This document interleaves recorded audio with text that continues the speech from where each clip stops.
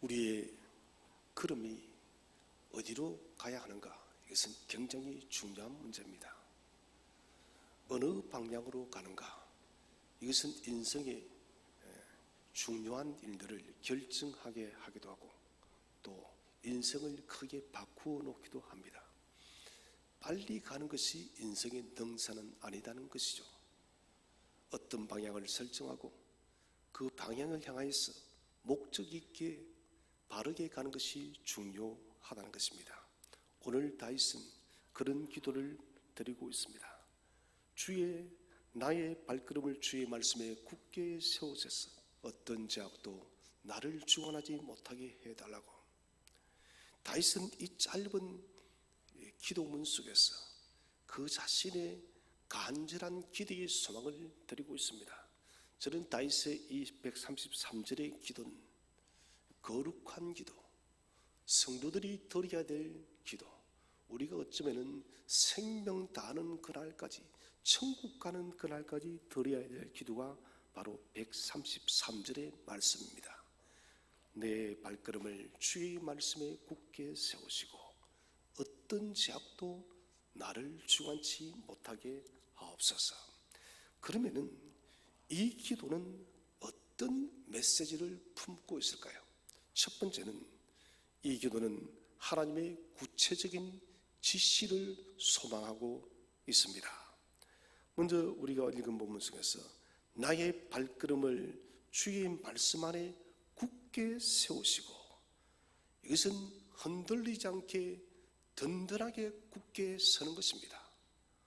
흔들려서는 안 되고 주의 말씀이 내 발걸음을 요동하지 아니하고 반석 위에 선 것처럼 굳세게 해달라는 것이죠. 이것은 하나님의 능력과 말씀에 의해서만 굳게 설 수가 있다는 것입니다. 하나님 말씀에 기초하여서 확고하고 온전한 삶을 살아가게 해달라. 이것이 굳게 세우시건데, 그러면은 말씀에 굳게 세워지게 되어질 때 이 속에 내포되어져 있는 의미가 뭐냐는 거예요.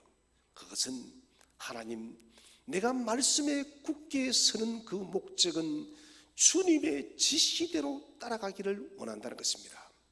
그래서 말씀에 굳게 세워달라는 이 기도 속에서는 하나님, 내 인생에 주께서 구체적으로 하나하나 내 삶을 지시해 달라는 간절한 소망을 담고 있습니다. 우리 한글 성경에는 나의 발걸음을 단수로 되어 있지만은 이것은 복수입니다. 원어를 보시면 영어에도 steps에서 복수로 써 있습니다. 발걸음들이에요. 이것은 구체적인 나의 인생의 걸음, 모든 인생의 걸음들을, 모든 순간순간들을 하나님께서 지시해 달라는 것이에요. 이 말 속에는 하나님, 당신의 지시가 없이는 나는 결코 내 인생의 한 걸음도 전진할 수가 없습니다. 하나님, 나의 모든 선택, 나의 모든 결정, 나의 모든 행동, 나의 모든 일들에 하나님이여 지시해 달라는 것이에요. 하나님의 지시를 기다리는 것은 하나님의 자녀가 되어졌다는 증거인 것입니다. 왜 그런가? 하나님의 자녀가 되어지게 되면 하나님의 말씀의 법이 자리를 잡게 되어집니다. 우리가 이전에는 하나님 말씀을 기다리지 않았습니다.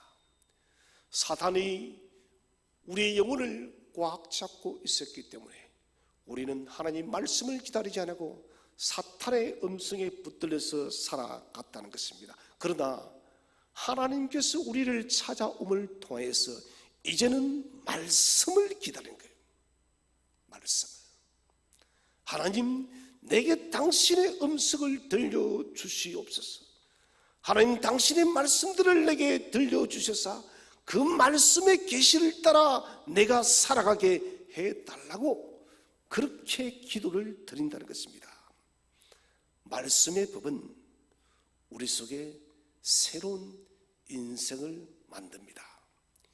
옛 사람의 가치관을 다 벗어버리고 거듭난 자녀의 가치관을 소유한 것입니다. 다시 말하면 예수 믿기 전에 내가 소유하였던, 예수 믿기 전에 내가 가졌던 모든 옛 생각들을 다 벗어버리고 이제는 생명의 주 예수 그리스도로 말미암아서 하늘로부터 내려오는 하늘의 가치관을 저와 여러분의 심령 속에 장착한다는 것입니다. 하나님이 우리를 찾아오시기 전에는 혼돈과 무질서의 삶이었어요. 사탄의 권세에서 사망의 깊은 시간을 걷는 인생이 바로 우리들의 과거의 삶이었습니다.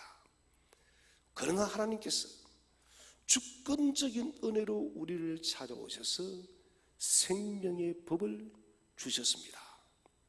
곧 이것은 하나님이 우리의 왕이시다는 거예요. 하나님이 저와 여러분의 주인이 되셨다는 거예요.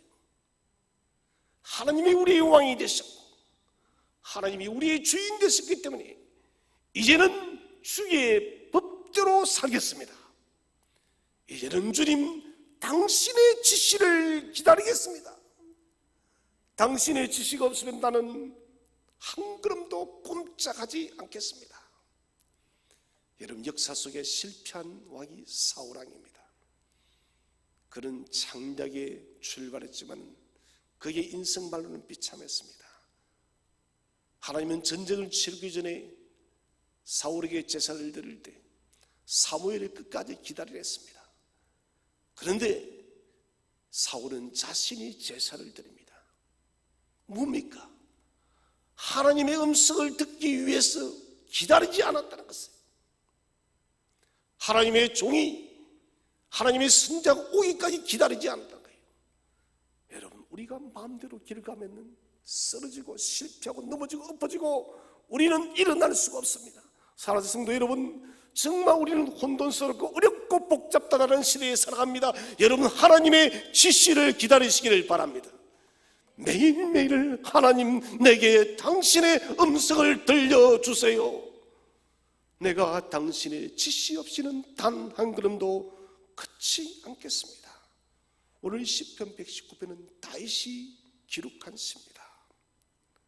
다윗은 믿음의 성군입니다. 그 믿음의 성군도 지금 뭐랍니까? 하나님, 내 발걸음을 인도하시되 지시하여 주세요. 굳게 세우시려는, 굳게 세운다는 것은 지시한다는 거예요. 하나님 지시하셔서 하나님이 기뻐하는 기쁨의 길을 걸어가게 하시고 이 어둠의 통로를 벗어나서 빛의 세계로 나아갈 수 있도록 나의 걸음을 인도해 주시옵소서. 지금 우리에게는 이 기도가 너무 필요합니다. 다윗은 말씀에 굳게 서서 살아가게 해달라고 기도를 하는데 곧 지시 속에서 살아가게 해달라고 합니다. 이것은 자신의 자유를 제한합니다. 저는 이 다윗의 이 제한이, 자유의 제한이 너무 아름답습니다. 어디에서 제한을 하고 있습니까? 말씀 안에서. 하나님, 내 자유가 방대하고 크지만은 나는 나의 모든 자유를 당신의 말씀 안에서 제한합니다. 무슨 말입니까? 하나님, 나는 말씀을 벗어나는 그런 행위를 행치 않겠습니다, 이 말이에요. 얼마나 아름다운 고백이에요. 죄의 출발을 우리는 잘 알고 있습니다. 아담과 하가 왜 범죄했습니까? 말씀 안에서, 말씀의 지시 안에서 자신을 제한하지 않았기 때문에 범죄한 거예요. 하나님 말씀하셨습니다. 동산 안에 있는 모든 열매를 먹어도 되는데 성각을 알게 하는 나무는 결코 먹지 마라. 너희가 먹으면 죽고 죽으리라. 묻듯 다 묻듯 두 번 선언했습니다. 이것은 결정받던 거예요. 하나님 우리에게 제한적 자유의지를 준 거예요. 이것은 안전장치입니다. 아담과 하야, 너희는 나의 말씀의 법도 안에서 너희는 너희의 자유를 제한하리라. 여러분, 말씀 안에서 우리의 자유를 제한할 때 진정한 자유가 있음을 믿으시기 바랍니다. 말씀을 벗어나면은 마귀가 순식간에 우리를 덮친다는 것입니다. 모세는 민수기에서 이스라엘 백성 중에 12명을 선택하여서 가나안을 정탐하게 합니다. 12명이 40일을 가나안 곳곳을 정탐하고 난 뒤에 보고를 했습니다.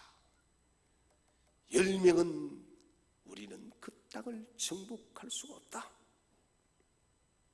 그곳은 적과 꿀이 흐르긴 흐르지만은 아낙 자손들, 그인들이 살고 있고 그들은 철병고도 가지고 있고 우리는 그들 앞에 메뚜기밖에 되지 않는다.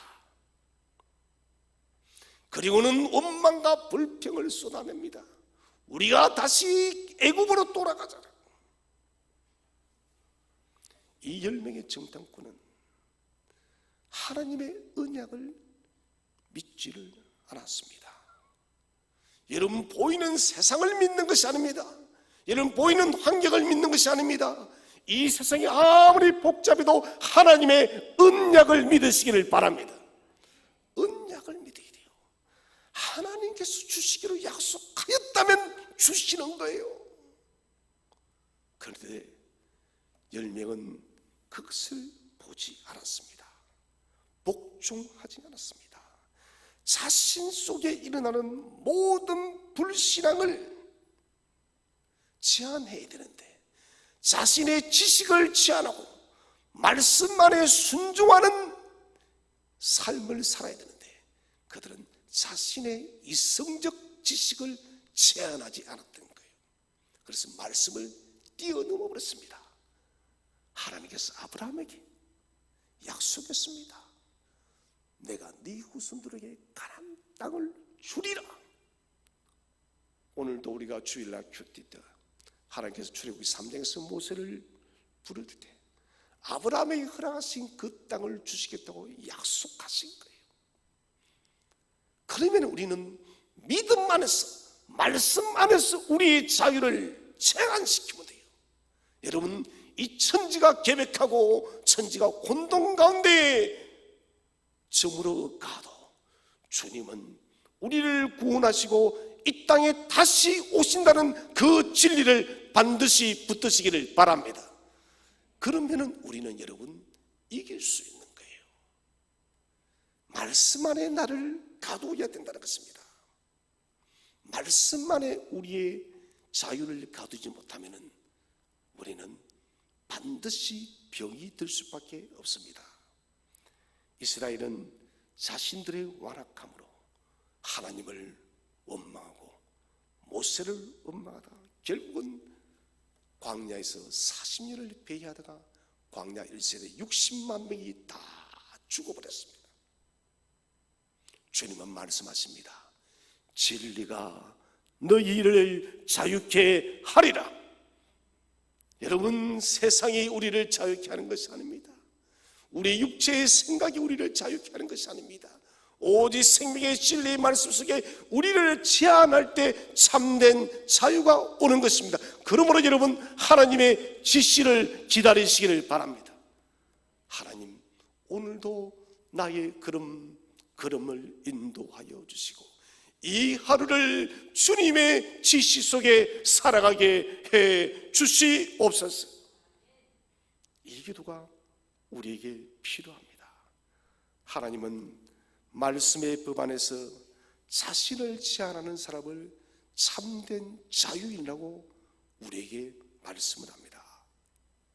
살아신 성도 여러분, 하나님의 말씀의 명령에, 하나님의 말씀의 지시에 따라가는 것을 최고의 만족, 최고의 행복으로 여기시기를 바랍니다. 그래서 우리는 기도해야 됩니다. 아버지, 내 발걸음을 주의 말씀 안에서 지시하여 주시옵소서. 하나님, 오늘의 이 시대는 너무너무 어렵습니다. 하나님, 도무지 어디로 가야 될지 길을 알 수가 없습니다. 하나님, 모든 것이 지쳐가는 시대입니다. 주여, 내 걸음을 인도하시고 오늘도 말씀으로 나를 지시하여 주시옵소서. 나의 발걸음을 굳게 말씀에 세워 주시옵소서. 여러분, 이렇게 간구하시기를 바랍니다. 두 번째, 이 기도는 모든 일상의 시간 하나님의 지시하심을 요청합니다. 나의 발걸음을 주의 말씀 안에서 굳게 세우시고 세밀하고 섬세한 기도를 드리고 있습니다. 나의 발걸음들을 굳게 세우소서. 지시하여 주세요. 이것은 작은 영역까지도, 큰 걸음뿐만이 아니라 하나님, 아주 작고 작은 것, 사람들은 이것을 별로 의미 없이 생각하는 그런 작은 영역들까지 나에게 가르쳐 주시고 내 걸음을 인도해 달라는 거예요. 세밀한 기도입니다.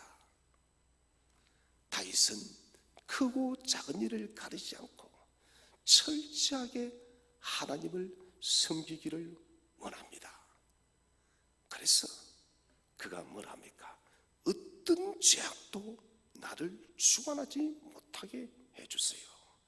내 발걸음을 구체적으로 작은 영역까지도 인도하셔서 하나님이여, 작은 죄악까지도 내가 범치 않게 해 주시옵소서. 우리는 거룩한 하나님의 자녀들이에요. 우리는 주 앞에 정결하게 경건하게 서야 됩니다. 신앙생활이라는 것은 무엇이 신앙생활입니까? 말씀이 일상화된 삶을 살아가는 사람을 신앙생활을 하는 사람이랍니다. 제가 표현하기 좋아하는 말, 체질화되어진 사람. 말씀이 체질화되어서 자연적으로 신앙을 만들어가는 삶이 신앙생활이라는 거예요. 억지로 만드는 것이 아니라 말씀의 그 능력과 말씀의 지시가 내 속에 체질화되어져서 살아가면은 신앙의 생활이 되시기를 축원드립니다. 여러분, 살아가면은 신앙생활이 되어야 됩니다. 그리스도를 믿는 신앙이 삶을 지배해야 합니다. 신앙이 삶을 지배하지 못하면은 신앙과 삶은 반드시 분리되게 되어 있습니다. 매일 생활 속에 하나님 말씀대로 살아가는 삶이 되어야 합니다. 신앙이 일상적으로 삶에 쫙 빼여서 자연적인 열매를 맺어야 돼요.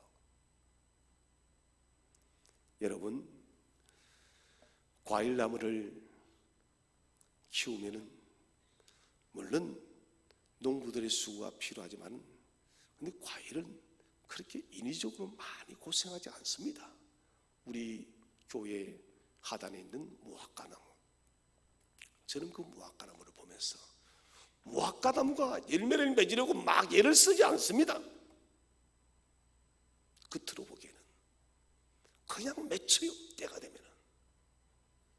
저는 이것이 신앙생활이라 생각합니다. 배어있기 때문에, 말씀이 체질화되어져 있기 때문에 살아가면은 그것이 열매가 되는 거예요. 이게 여러분 소금과 빛의 그리스도입니다. 지나가는 걸음걸음마다, 발걸음마다, 저와 여러분이 지나가는 걸음걸음마다 이 세상에 신앙의 열매를 맺으시기를 바랍니다. 그래서 세상 사람들이 봤을 때, 저 사람이 지나가는 곳은 신앙의 아름다운 열매들이 맺혀지고 있구나. 어떻게 이 복잡하고 추하고 욕심과 야망과 쾌락과 정욕과 소욕과 전쟁과 분쟁과 타락과 미움과 질병의 시대 속에 어떻게 저 아름다운 신앙의 열매를 맺는가? 그런 존경과 그런 인정을 우리는 받아야 된다는 것입니다. 오늘 다윗은 하나님 일상의 시간 세밀한 부분까지 인도해 달라고 기도를 하고 있습니다. 곧 행하는 모든 것이 제사장적 삶을 살아가게 해달라는 것이에요. 제사장은 하나님 앞에 나가서 경건하게 예배를 드리고 이스라엘을 위해서 제사를 드리는 사람입니다. 제사장의 처음과 끝이 뭐예요? 그것은 거룩이에요. 거룩. 제사장은 거룩의 삶이 본질이 되어서 반드시 거룩의 열매를 맺어야 됩니다. 나의 걸음을 모든 행동이 거룩한 제사장의 삶이 되어야 됩니다. 여러분, 어둡기 때문에, 혼돈스럽기 때문에, 죄악이 관영한 시대에 있기 때문에 더욱더 거룩한 제사장이 되시기를 축원을 드립니다. 더욱더 우리는 그렇게 해야 돼요. 베드로전서 1장 15절을 읽어보겠습니다. 시작. 부르신 거룩한 이처럼 너희도 모든 행실에 거룩한 자가 되라. 아멘. 우리를 부르신 거룩한 이 누구십니까? 생명의 주 예수 그리스도, 우리 하나님이 거룩하시기 때문에, 삼위 하나님이 거룩하시기 때문에 너희도 모든 행실에, 모든 삶에 거룩한 자가 되어라. 하나님이 우리의 아버지입니다. 하나님이 우리 왕입니다. 우리는 그분의 자녀가 되었음을 믿으시기를 바랍니다. 그분의 자녀가 되어졌기 때문에 거룩한 생명이 되시기를 바랍니다. 거룩한 생명의 지표가 되시기를 바랍니다. 여러분, 거룩함이 힘이에요. 이 거룩은 작은 부분까지도, 작은 영역까지도 우리는 죄에 대해서 민감하고 거룩하기 위해서 몸부림을 쳐야 돼요. 오늘날의 세상 문화는 육체의 찬미주의 시대요, 그리고 물질의 시대요, 쾌락의 시대입니다. 욕망의 시대요. 이런 세상의 가치관들이 지금 교회 속에 엄청나게 침투되어져 있습니다. 목사가 볼 때, 제가 볼 때 이것은 분명히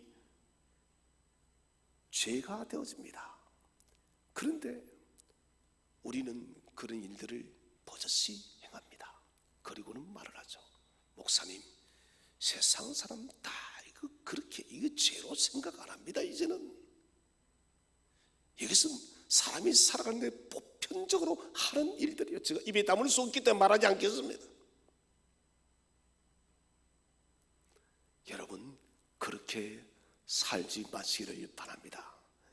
세상은 죄가 아니라고 하여도 우리는 말씀 앞에 비춰서 그것이 이런 죄라면은 우리는 그것을 단호하게 배척해야 되는 거예요. 그리해야만 우리가 하나님의 능력으로 이 세상을 이길 수 있는 거예요. 거룩이 상실되어지면은, 거룩이 사라지게 되어지면 여러분 능력을 입을 수가 없어요. 우리가 이 세상을 어떻게 이겨나가겠습니까? 에스겔서 38장에 기록되어진 대로 이 마지막 뒤에 전염병과 전쟁이 이 세상의 마지막을 촉구하는 중요한 열쇠랍니다. 지금 우리 눈에 두 가지가 다 벌어져 버렸어요. 전염병이 팬데믹이 2년 넘게 인간의 백신의 개발을 비웃듯이 바이러스는 변이가 되어지고 변종이 나오고 걷잡을 수가 없습니다.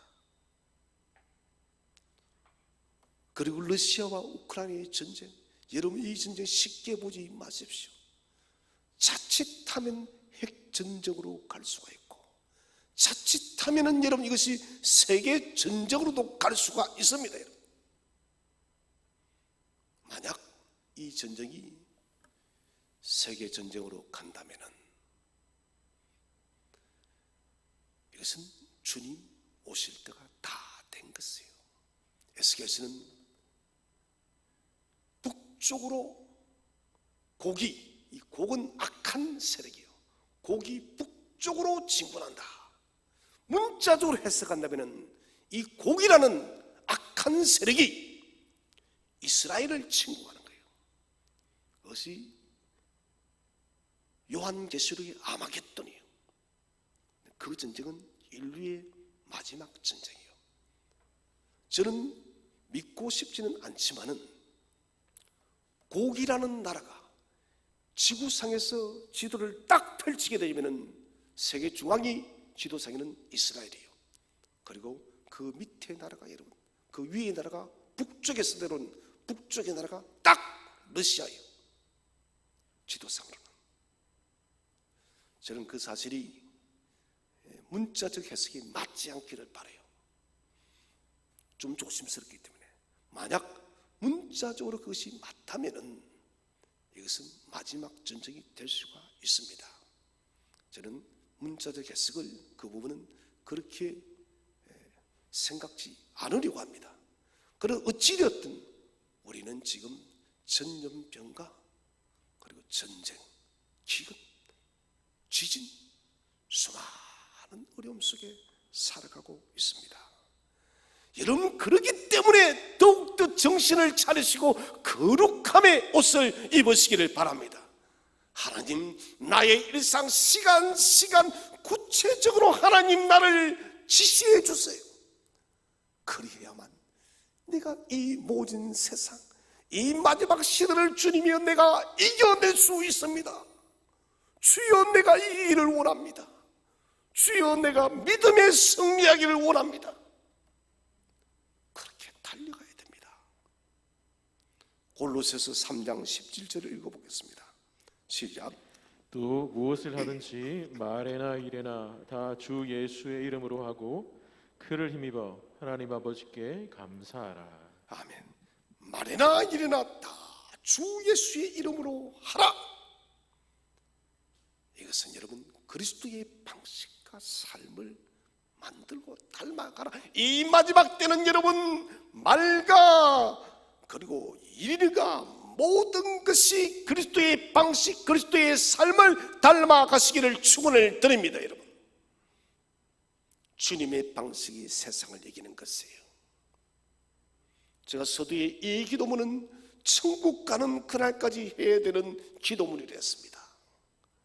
이 마지막을 이기기 위해서는 주님의 삶의 방식이 우리 속에 찾아와야만 그 방식이 여러분 이기는 거예요. 왜 그렇습니까? 성령께서 역사하기 때문에 사단의 모든 공중권세를 무너뜨리게 할 줄로 믿으시기를 바랍니다.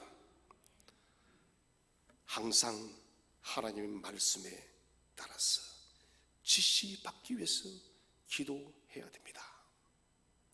말씀에 이끌려가야 돼요. 말씀의 포로가 되어져 가야 돼요. 말씀에 포로된 자가 복된 사람이에요. 우생마사라는 고사성어가 있습니다. 소는 살지만 말은 죽는다. 육지에서 소는 아주 느리고 말은 아주 빠릅니다. 소와 말은 똑같이 수영을 아주 잘해요.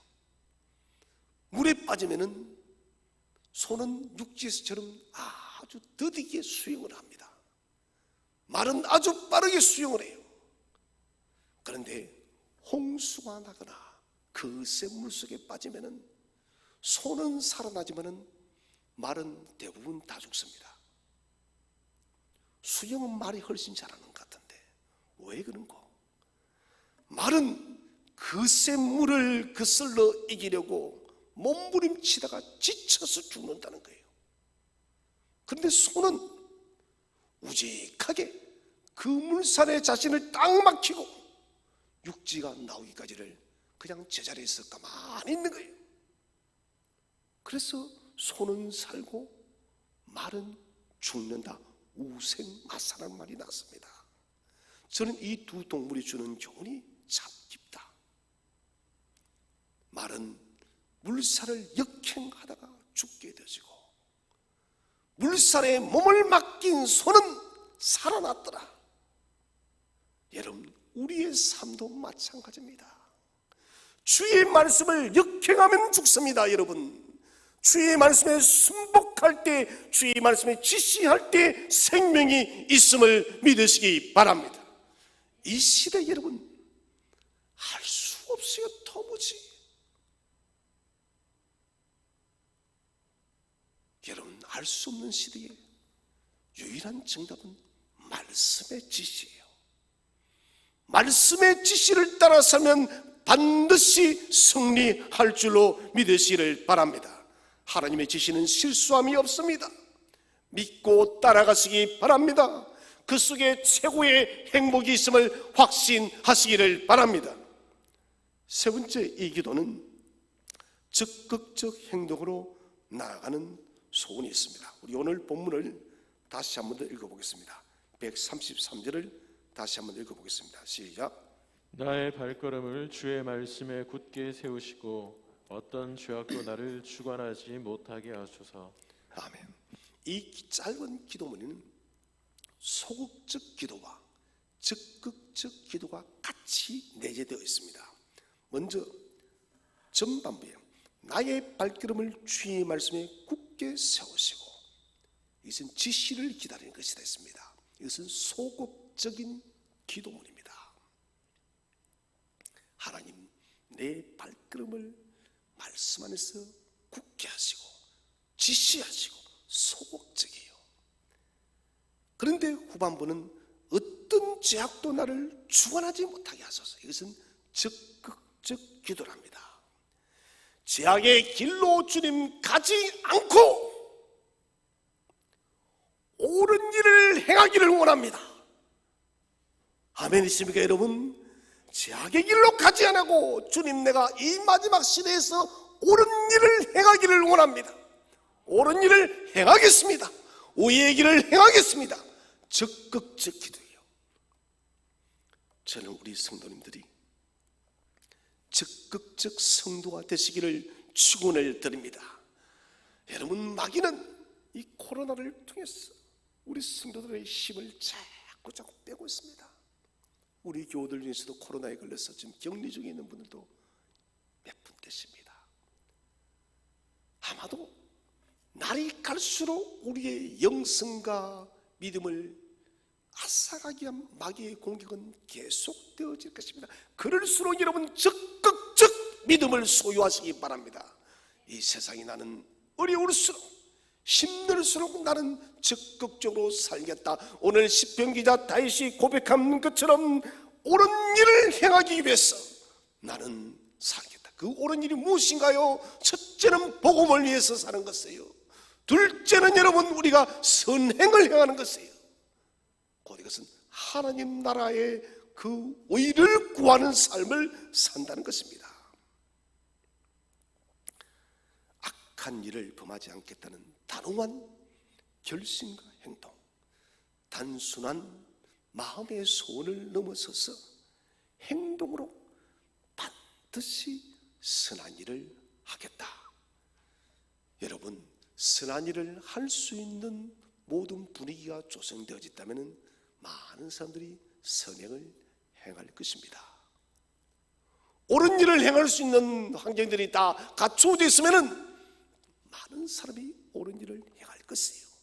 그러나 그런 환경이 도무지 아닙니다. 그럴 때 선한 일, 옳은 일을 행하는 사람은 정말 찾아보기 힘든 거예요. 지금이 바로 그런 시대입니다. 노아의 홍수 직전에 성경은 죄악이 관영되었댔습니다. 이 말은 죄악이 차고 넘쳤다는 거예요. 지금 우리는 죄악이 관영되어진 시대를 살고 있는 것입니다. 이것은 옳은 길을 하기 힘든 시대에 살고 있다는 것입니다. 의의 길을 살아가기 힘든 시대에 살고 있다는 것입니다. 여러분, 그럴수록 옳은 일을 행하시기 바랍니다. 이게 여러분 참된 능력의 성도입니다. 사무엘상 1장에서 한나가 아이가 없어서 힘겨운 세월을 보내었습니다. 번인나라는 첩은 한나가 아이가 없다는 것을 알고 그의 마음을 격동시켰습니다. 하나님께 제사를 드려갔을 때 한나는 아이가 없어서 고통의 시간을 보내며 기도합니다. 1장 10절에서 한나가 마음이 괴로워서 여호와께 기도하고 통곡하며, 한나의 1차적인 기도는 좀 소극적이요, 기도하고 통곡한다. 한나가 만약에 여기에서 머물렀다면 그녀는 사무엘을 얻을 수가 없었습니다. 한나는 한 걸음 더 나아가죠. 11절에서 서원하여 이르되, 하나님이여 내게 아이를 주시면은 당신께 드리겠습니다. 아이를 달라는 그 기도의 통곡을 넘어서서 하나님, 당신이 내게 아이를 허락하시면 당신의 나라를 위해서 내가 이 아이를 주께 드리겠습니다. 진보된 기도예요. 전진된 기도입니다. 적극적 기도입니다. 그리고 12절에서는 그가 여호와 앞에서 오랫동안 기도합니다. 몸이 완전히 탈진돼서 입모양만 벙긋벙긋하는 그런 상황에 처해도 그녀는 포기하지 않습니다. 응답이 있을 때까지 적극적으로 나아갔던 거예요. 사랑하신 여러분, 저와 여러분의 신앙은 전진 발전하시기를 바랍니다. 현재의 자리에 머물러 있지 마시고 적극적으로 나가셔서 믿음의 발전과 믿음의 성장이 있기를 축원을 드립니다. 길을 알고 가만히 있는 사람과 그 길을 향해서 걷는 사람은 하늘과 땅의 차이입니다.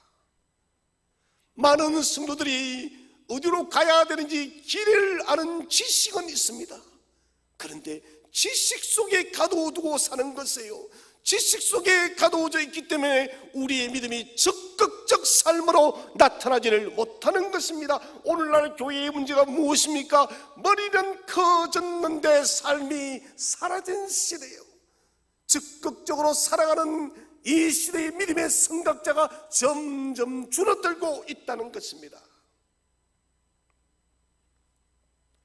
신앙은 행함으로 나아가는 적극적인 행보를 반드시 보여야 됩니다. 목사님, 요즘 같은 시대에 우리가 하나님 나라를 위해서, 교회를 위해서 무엇을 할 수 있는 것이 있습니까? 아니요, 여러분, 많이 있습니다. 가장 대표적인 것이 여러분 기도의 생활이에요. 여러분, 기도하는 그 자체가 세상 나라를 바꿈을 믿으시기를 바랍니다. 기도할 때 이런 교회가 변화되임을 믿으시기를 바랍니다. 기도할 때 세상이 치유됨을 믿으시기를 바랍니다. 영국의 대부흥이 일어나기 직전에 한 여인이 자기 집 앞에 글을 써붙였어요. 영국의 부흥을 위해서 기도할 사람을 찾습니다. 여러분, 이 여인의 이 글귀 하나가 영국의 암흑기를 깨우치고 영적인 대각성을 일으켰던 거예요. 코로나 시대에 우리가 할 수 없는 것이 없는 것이 아닙니다. 할 수 있는 것이 없는 것이 아닙니다. 많은 것을 할 수 있습니다.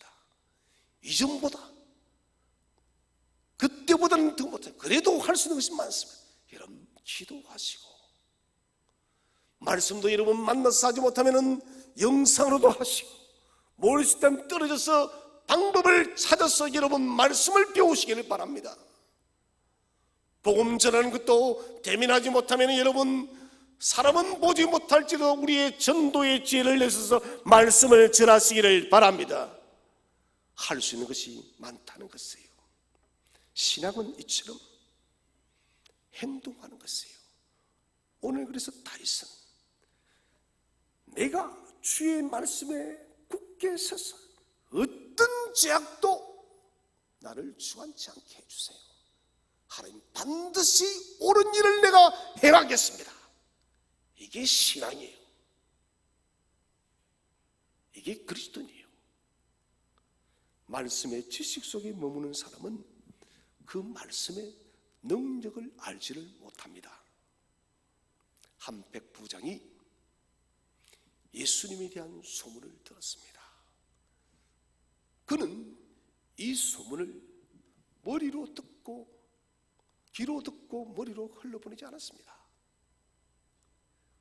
자신이 들은 소문을 자기의 믿음으로 정착을 시켰습니다. 자기 집에 아끼는 하인이 병이 들어서 백부장은 예수님을 찾아갑니다. 주여, 내 하인이 병들어 죽게 되었습니다. 내 하인을 고쳐주세요. 로마의 백부장, 요즘 같으면 군 장교요. 최소 무궁화 2개, 3개는 다른 사람이에요. 사회적으로 존경받는 사람입니다. 예수님께서 뭐라 하십니까? 내가 당신의 집에 가서 고쳐주겠노라고. 백부장이 뭐라고 해요? 주여, 나는 감당치 못합니다.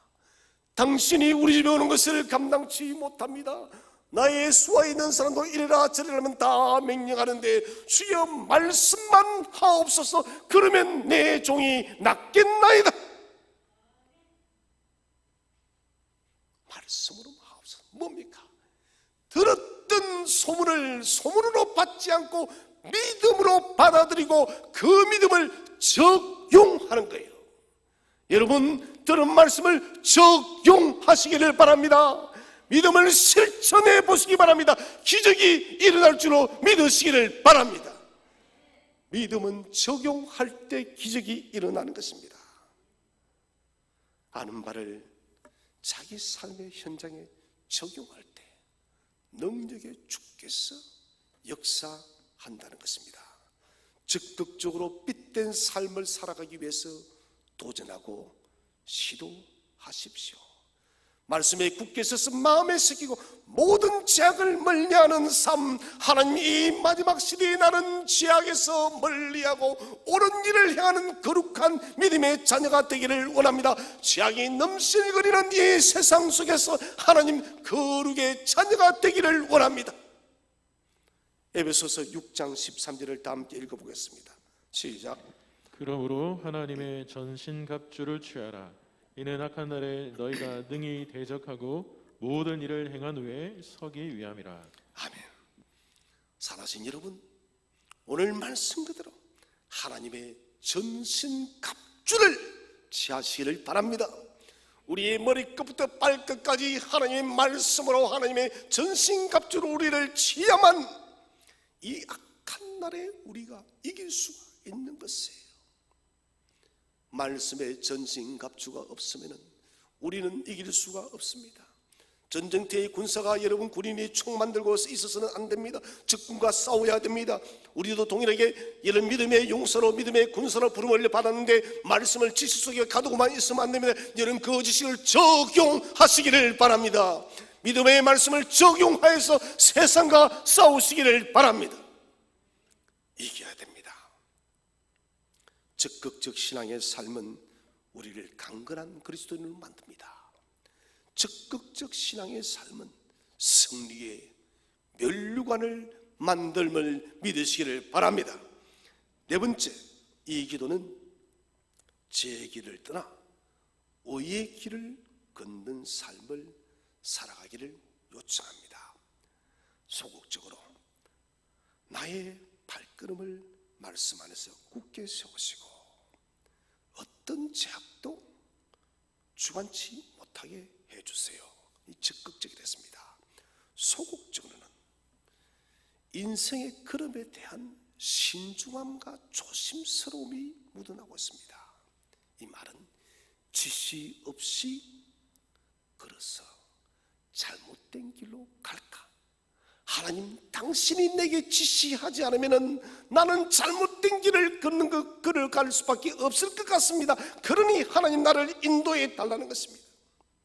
오직 하나님의 지시 속에만 삶의 평안이 있다는 것입니다. 잘못된 길로 가지 않을까? 하나님의 음성을 들려달라는 것이고, 어떤 죄악들이 주관하지 못하게 해 주옵소서. 다윗은 죄악이 언제나 항상 공격할 수 있는 것을 그는 알고 있었습니다. 그래서 더욱더 경건하게 옳은 일, 의의 길로 살아가기를 원했던 것이에요. 우리 힘으로 나 스스로를 지킬 수가 없습니다. 우리 자신의 약함을 인정해야 됩니다. 모든 삶에 하나님의 도우심을 구하는 삶을 살아야 됩니다. 특별히 오늘 저는 여러분, 어떤 죄악도 나를 주관하지 못하게 하옵소서. 이 말씀을 다시 한 번 더 여러분에게 도전합니다. 저의 모든 쓴뿌리들을 지금 뽑아 보시기를 바랍니다.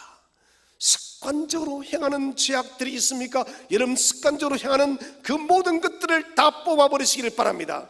오늘 다윗은 분명히 말을 하고 있습니다. 어떤 죄악도 가장 작고 미세한 일이라 할지라도 우리는 말씀을 읽지 않고 기도하지 않고 큐티하지 않는 것을 죄악으로 여기지 않습니다. 그러나 말씀드리죠, 그것은 죄입니다.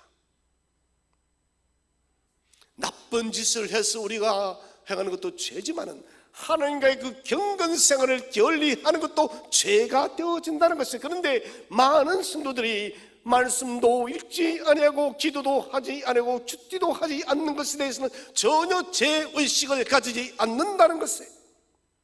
저는 우리 교회 성도님들은 단 한 분도 이런 분들이 없기를 바랍니다. 오늘 말씀을 묵상하지 않으면, 오늘 기도하지 않으면 내 영혼이 괴로워서 견딜 수 없기를 바랍니다. 견딜 수 없어야 돼요. 죄악에 둔감하면 우리는 망합니다. 눈은 소복소복 쏘입니다. 어쨌든 한 방울도 소복소복 쌓이는 거예요. 죄라는 것도 소복소복 쌓입니다. 가랑비에 옷을 젖는다고 그 가랑비가 계속 내리면 옷을 다 버리는 것이에요. 하인 리히 법칙이라는 말이 있어요. 이 사람은 보험 설계사였는데 재해가 언제 큰 재해가 일어나는가를 연구를 했습니다. 그래서 그 사람 연구를 하다 보니 큰 사고 한 건이 일어나는 데에서는 29번 정도의 중간 사건이 있었다는 거예요. 중간 크기 사고들. 그리고 300번의 작은 일들이 있었던 거예요. 다시 말하면 대형 사고 하나가 난 데 있어서는 300번의 작은 조짐들이 있다는 거예요. 그 다음에는 300번이 지나고 나면 29번의 제법 중간만한 사건들이 터져요. 그리고 난 뒤에는 커다란 대형 재난이 일어납니다. 이번 중국에서 안타깝게도 비행기가 수직으로 추락해서 많은 사람이 죽었습니다. 여러분, 이 사고도 하인리 법칙에서 어긋나지 않습니다. 이 사고가 나기 전에 여러분 300번의 미세한 일이 있었다는 거예요. 29번의 여러분 중간 사고들이 있었다는 거예요. 그리고는 급기야 큰 사고가 난 거예요. 코로나도 마찬가지입니다. 300번 정도의 크고 작은 미세한 병들이 얼마나 많았었습니까? 그러다가 우리는 겪었습니다. 메르스를 겪었고 신종플루를 겪고 이런 중간 정도의 사건들이 있다가 이런 팬데믹이 온 거예요. 많은 사람들이 작은 일들을 대수롭지 않게 생각합니다. 여러분, 죄악에 대해서는 작은 일에 대해서까지 다뤄하시기를 바랍니다. 작은 일을 여러분 뽑아내어야만 우리는 큰 죄악에 눌리지 않습니다. 작은 죄악들을 척결해야만 우리는 의의 길을 갈 수가 있다는 것입니다. 그래서 작은 죄에도 민감한 그리스도인이 되시기를 바랍니다. 사랑하신 여러분, 오늘 우리 말씀을 다시 기억합시다. 주여, 나의 발걸음을 주의 말씀을 굳게 세워주세요. 나의 발걸음을 말씀에 굳게 세워서 나를 매일마다 지시하시고 나를 인도하여 주시옵소서. 주의 일을 말하면서 어떤 죄악도 작은 죄도 나를 주관하지 못하게 하게 하셔서 주님, 내가 주님 오실 때 점도 흠도 없이 거룩하게 주님을 만나 배우게 하여 주시옵소서. 이 기도를 생명다는 그날까지, 천국 가는 그날까지 매일마다 기도드려서 이 세상을 거룩하게 이기고 승리하는 저와 여러분 되시기를 주의 이름으로 축원드립니다.